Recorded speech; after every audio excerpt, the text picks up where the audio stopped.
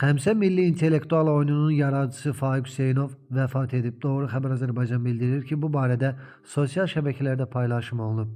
Qeyd edək ki, o 2018-ci ildə nə, harada, nə zaman oyunu üzrə Beynəlxalq Klublar Assosiasiyasının konqresində idarə heyətinə seçilən ilk Azərbaycanlı olub.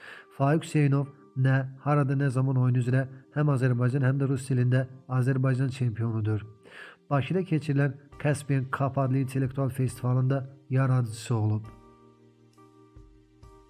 Azərbaycanın baş prokuroru Kamran Əliyevə çox ağır itki üz verib. Məlumata görə Kamran Əliyevin anası Flora Əliyeva bugün 79 yaşında dünyasını dəyişib.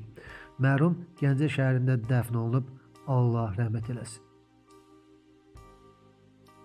Xəbər verildiyi kimi ötən gün Xırdalanda motosiklet sürücüsünün ölümü ilə nəticələnən ağır yol nəqliyyat hadisəsi baş verib. 32 yaşlı İsayev Ramin Nurəddin oğlu idarə etdiyi motosikletlə yük avtomobilinə çırpılıb.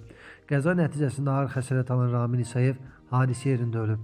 Qeyd edək ki, İsayev zabit olub, Vətən müharibəsi iştirakçısıdır. Baş leytenant rütbəsi ilə xidmət etmiş İsayev Şuşa şəhərinin işğaldan azad edilməsində şücaət göstərən hərbiçilərdən biri olub.